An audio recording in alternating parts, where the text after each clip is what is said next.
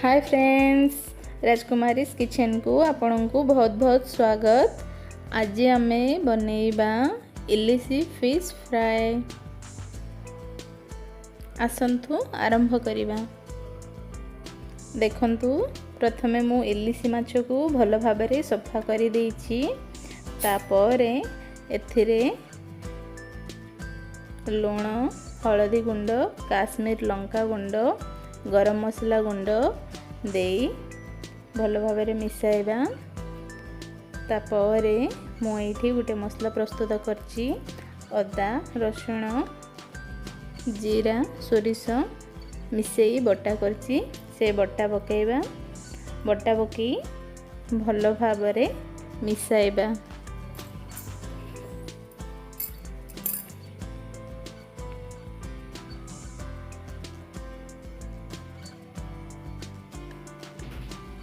देखंतु मु पूरा भल भाबरे मिसाई देइछि।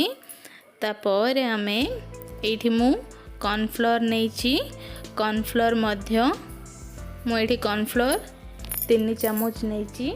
मु एठी कॉर्नफ्लोर मध्य पकई भल भाबरे मिसाई देबी।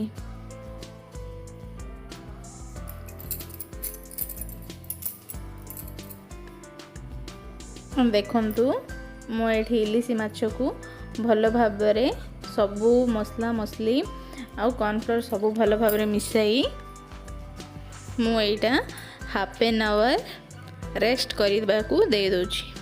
मैरिनेट कर दबा। तापरे एठी मु पैन बसाई तेल गरम करिबी फ्राई करिबा पई।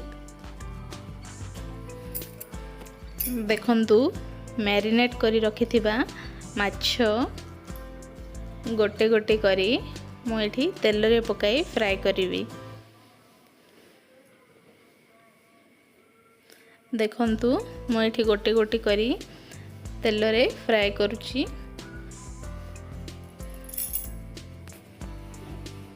जदि मोर ए रेसिपी भल लागे तबे दया करी लाइक, शेयर, सब्सक्राइब करंतु।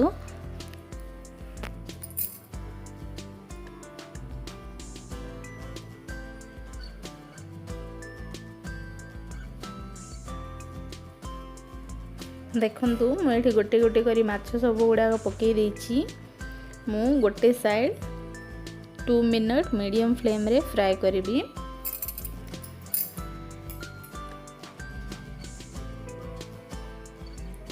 तापरे आउ गोटे साइड ओलटाई आउ 2 मिनट मीडियम फ्लेम रे फ्राई करिवि।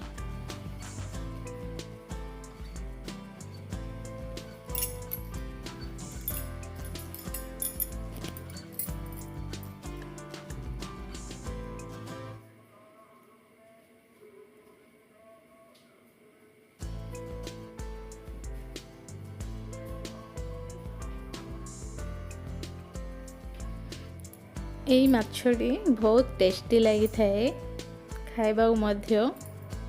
इलिसी माछ कहले तो समस्तंकर प्रिय।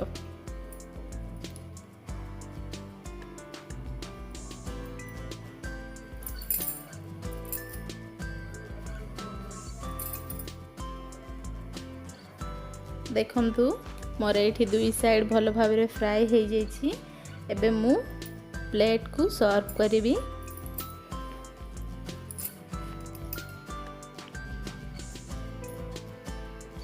देखंतु मोर सबु माछ गुडी को भल भाबरे फ्राई हो जाइछि। मु प्लेट को बाहर कर देइछि। जदि मोर ए रेसिपी भल लागे तबे लाइक, शेयर, सब्सक्राइब करंतु दया करी। बहुत बहुत धन्यवाद। जय जगन्नाथ।